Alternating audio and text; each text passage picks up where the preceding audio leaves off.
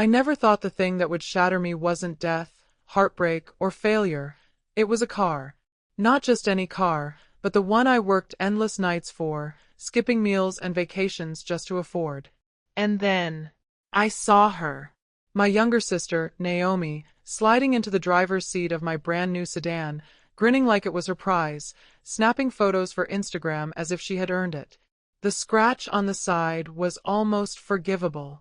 What wasn't? The smug look on her face, and the silence of my parents. Worse yet, my father's words cut deeper than any wound.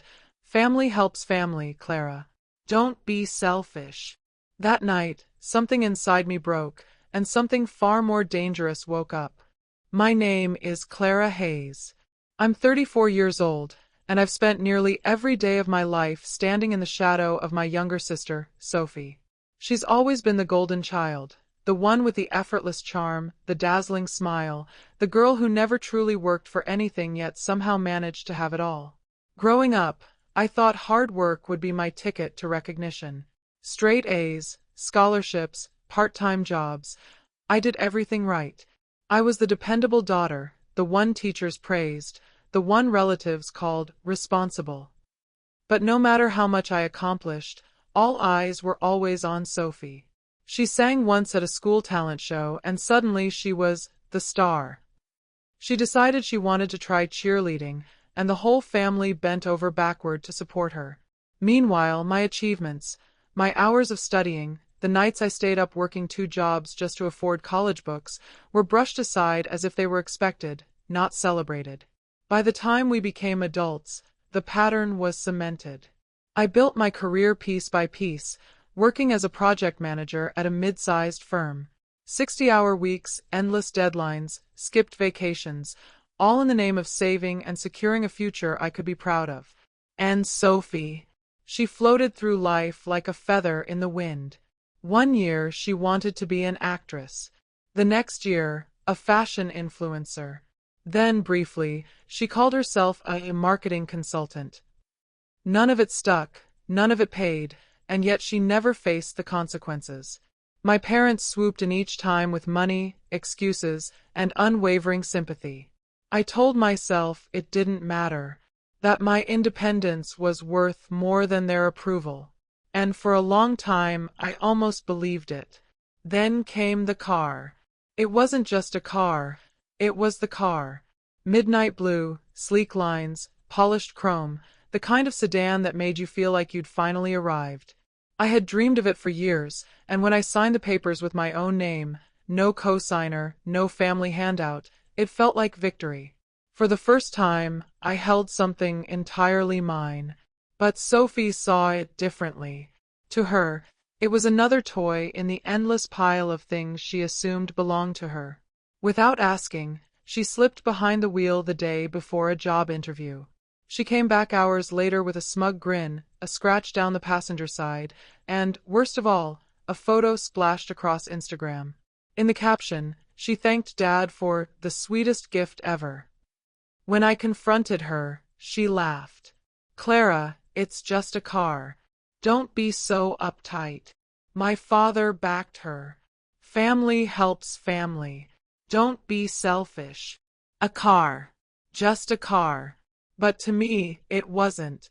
That car represented every hour I had sacrificed, every opportunity one had lost, every moment of dignity I had clawed to hold on to.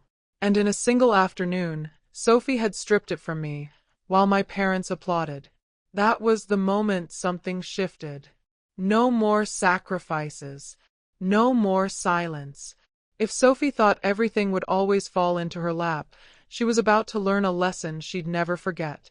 The days that followed cut deeper than I expected. Sophie wasn't just borrowing my car, she was parading it like a trophy she had won. Every morning, I watched from my office window as she drove past, sunglasses on, hair styled, arm hanging casually out of my car window. She wasn't ashamed. She was proud, as though my hard work had always been meant to decorate her life.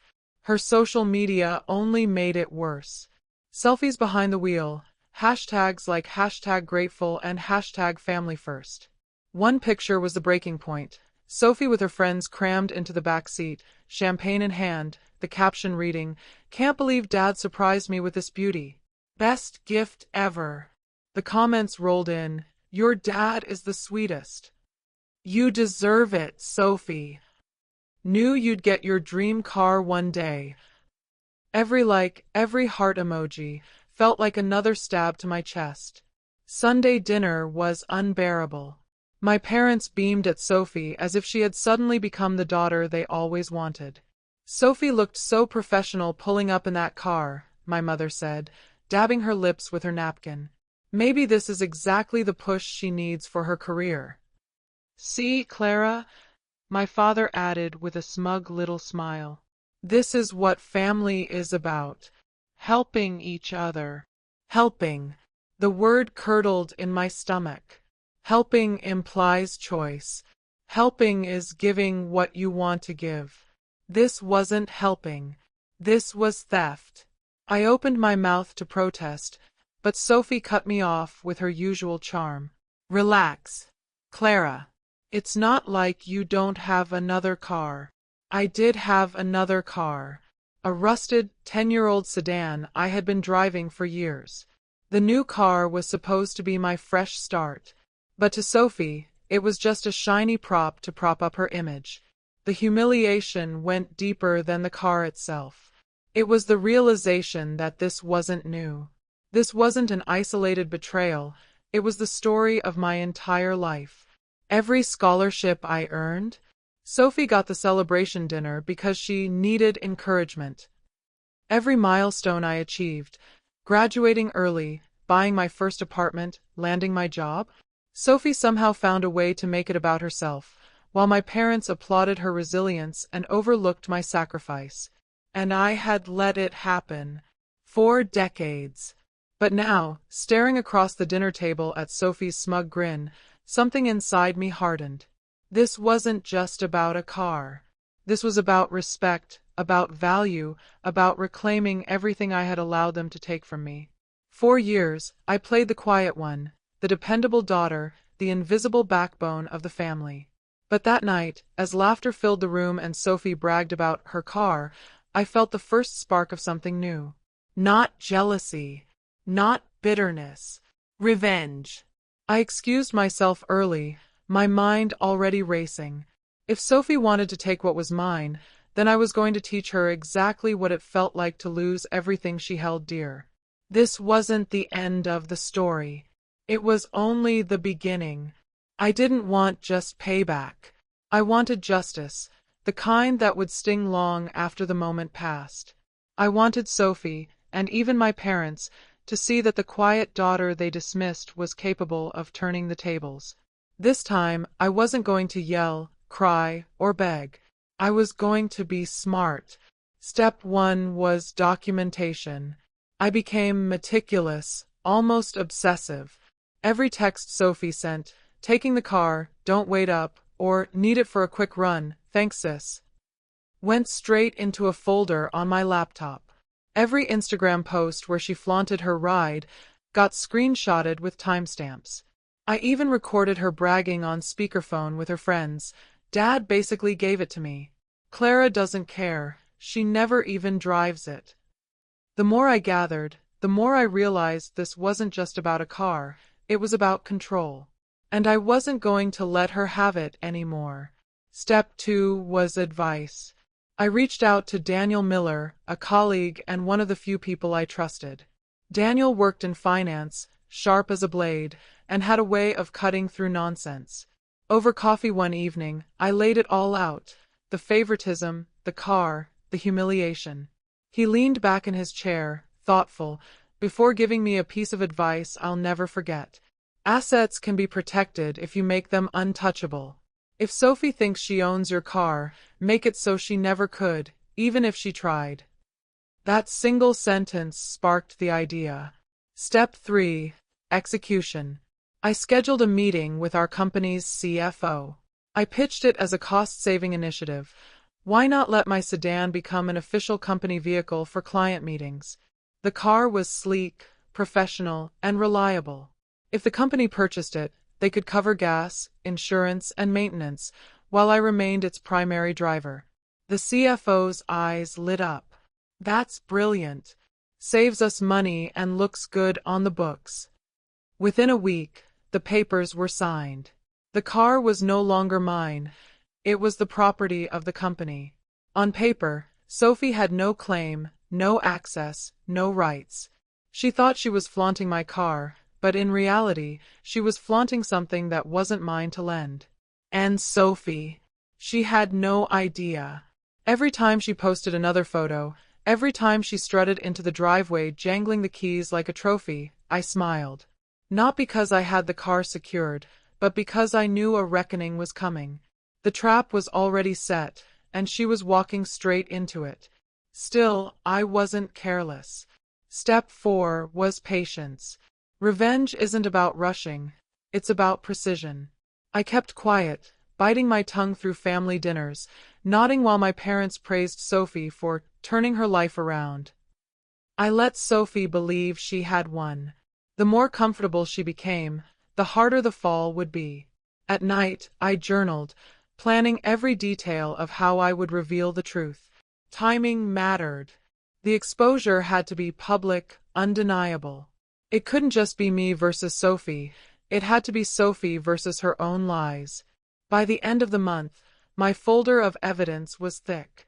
Screenshots, messages, witnesses, and most importantly, the official paperwork that placed the car firmly under the company's ownership. I looked at the neatly stacked files one night, my pulse steady, my resolve hard as steel. For the first time in years, I felt powerful. Not because I had outsmarted Sophie, but because I was reclaiming something more important than a car. I was reclaiming myself. And Sophie. She had no clue her empire of entitlement was already crumbling. The following Sunday, Sophie strutted into the driveway in her usual high heels, handbag swinging, sunglasses perched on her nose like she was walking a red carpet instead of approaching my car. She barely looked at me before holding out her hand. "Keys," she said, like I was her valet. I dangled them in front of her, letting the sunlight glint off the metal. For a second, I saw that smug smile spread across her face. But before she could grab them, I pulled back. "Actually, Soph," I said sweetly, "there's been a little change." Her brow furrowed. "What are you talking about? Don't play games." "The car isn't mine anymore," I explained casually, like it was the most normal thing in the world. "It belongs to the company now. Which means no one outside the company can use it. Liability rules, you know." Her jaw dropped. My father, sitting on the porch with his newspaper, slammed his fork onto the plate of half-eaten pie. "Clara," he barked, "how could you do this? Family comes first." I turned to him, my voice calm but steady, each word slicing through the air. "No, Dad. Respect comes first. And I'm done being disrespected." Sophie scoffed, tossing her hair back. "You're just jealous because people actually notice me. Admit it. You've always been bitter." I smiled, a slow, deliberate smile that must have unnerved her, because she shifted uncomfortably on her heels. "Funny," I said softly. "Let's see how they notice this." I pulled out my phone, tapped the screen, and within seconds Sophie's Instagram feed was projected onto the living room TV. Post after post lit up the screen. Sophie leaning against the sedan, Sophie grinning from the driver's seat, Sophie's caption that read, "Nothing like Dad surprising me with my dream car. #blessed, #dadasgirl." Every single image displayed one undeniable detail, the company's logo on the license plate frame. Gasps filled the room. My mother covered her mouth. My father's face turned the color of chalk as the weight of it all sank in. He wasn't a man who scared easily, but even he knew what this meant. Sophie had been parading around in a corporate asset, claiming it as her own. Liability. Fraud. Reputation at stake. Sophie's voice cracked.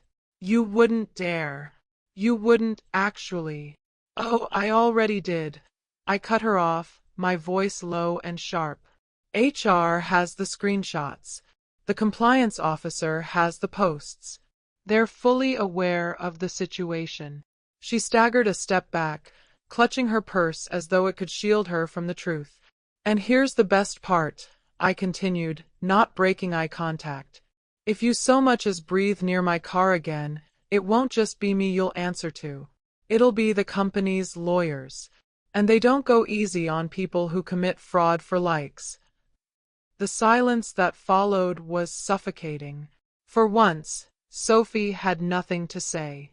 No clever comeback, no victim act. Just wide eyes, trembling lips, and the faintest flicker of realization that her Golden Girl shield had cracked. My father finally broke the silence. His voice was quieter this time, less certain. Clara, you didn't have to humiliate her like this. I turned to him, my chest rising and falling with controlled breath. Humiliate her? Dad, she humiliated me for years. And you let her. Every achievement I had, you dismissed. Every boundary I tried to set, you ignored. This car. It wasn't just metal and paint. It was proof that I worked, sacrificed, and earned something on my own. And she stole it. And you defended her. My father had no reply. His eyes darted between me and Sophie, as though searching for the daughter he thought he knew. Sophie finally whispered, "You've ruined me." I leaned closer, just enough for her to hear the steel in my voice. "No, Sophie. You did that yourself." I just pulled back the curtain. And with that, I pocketed the keys and walked out of the living room, leaving her to sit in the ruins of her own lies. For the first time in my life, I wasn't the shadow. I was the storm she never saw coming. The fallout came faster than even I anticipated. 2 days after I exposed Sophie's charade, my company issued a formal notice to all employees. No non-staff are permitted to operate company-owned vehicles under any circumstances. It was clinical, professional, and directed at no one in particular, but everyone knew who it was really about. Sophie was livid. She stormed into my room that night, her mascara smeared, shouting about how I'd embarrassed her in front of the whole world. I didn't bother raising my voice. I just repeated, "It's not my car anymore, Sophie. It's the company's. If you wanted to play dress-up, you should have chosen a toy, not a corporate asset." Her fury only fueled my quiet satisfaction. But the real blow was still waiting. At her next job interview, a marketing position she had been bragging about for weeks, Sophie arrived in an Uber, stripped of her little stage prop. She tried to keep her usual bubbly charm, but halfway through the conversation, the interviewer leaned back and smiled faintly. "Funny," he said. "Didn't you post last week about your corporate car? You said it was a gift from your father." Our HR team noticed. It looked misleading. The blood drained from her face. She stammered something about a misunderstanding, but the damage was already done. No company wants someone with a reputation for lying on social media. By the time she left that office, the job offer had evaporated into thin air. I didn't hear it from Sophie. I heard it from her friends, those same friends who used to fawn over her posts, who now whispered behind her back. Screenshots traveled fast. Daddy's gift had become a running joke in her circle. The golden glow she carried was turning into tarnish, flaking away in front of everyone. At the next Sunday dinner, the silence was unbearable. My mother pushed food around her plate, her eyes red from crying. My father chewed slowly, staring at nothing. And Sophie finally snapped. "You ruined me," she screamed, slamming her fork onto the table. "You've been plotting this for years, haven't you? Waiting for me to slip up so you could pounce." I looked at her calmly, folding my napkin in my lap.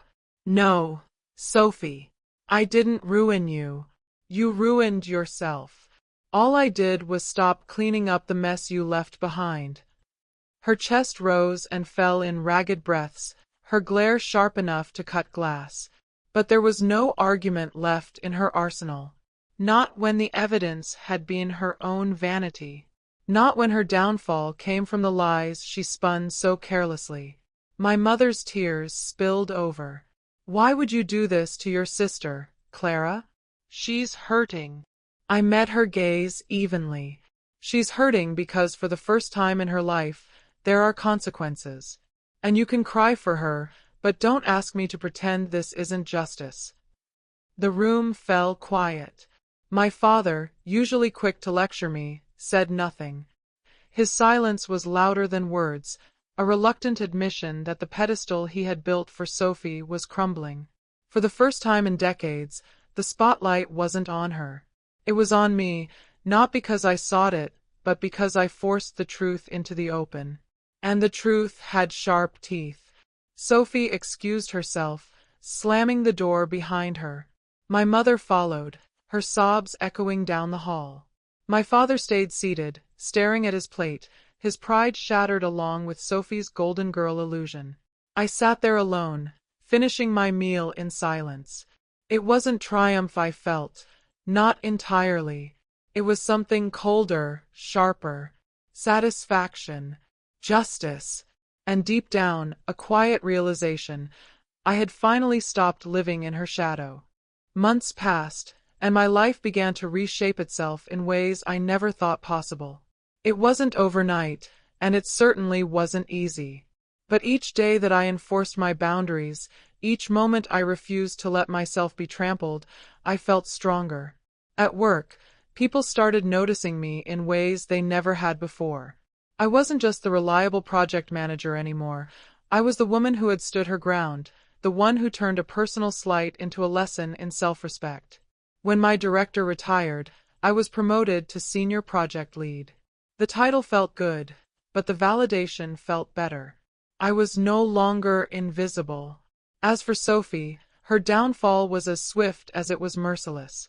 Word spreads quickly in professional circles, and once her reputation as a social media fraudster took root, job opportunities dried up. She bounced from one failed gig to another until, eventually, she had no choice but to file for bankruptcy. The girl who once lived off borrowed money, borrowed cars, and borrowed charm finally found herself empty-handed.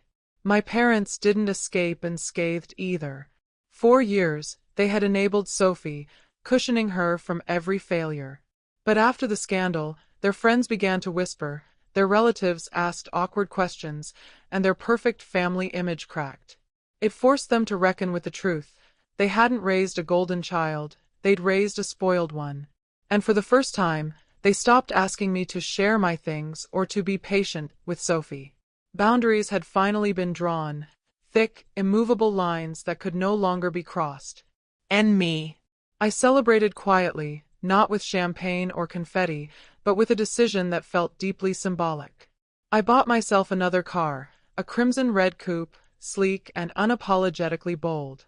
Not because I needed it, not because I wanted to prove anything to anyone, but because I could. And this time, there was no hesitation when I said the words, "This is mine." I park it in my driveway, keys kept firmly in my bag, not dangling on some hook for Sophie to snatch. Every time I slide behind the wheel, I remember how far I've come, not just from Sophie, but from the timid, overlooked version of myself I used to be. I no longer measure my worth by their approval. I no longer bend myself into shadows so Sophie can shine. I am Clara Hayes, the woman they underestimated. The woman who finally chose herself. And now, when I look in the mirror, I see something I never expected. Not vengeance. Not even victory. I see freedom. This story may seem like it's about a car, but it goes much deeper than that. It's about dignity, self-worth, and the courage to draw a line when others refuse to respect it. Family can be our greatest source of love, but it can also be the place where we're hurt the most. And sometimes, the hardest battle isn't with strangers, it's with the people who believe they're entitled to take from us just because of blood ties. Clara's revenge wasn't about being vindictive. It wasn't about destroying Sophie's life. It was about reclaiming her own. About finally saying, enough is enough.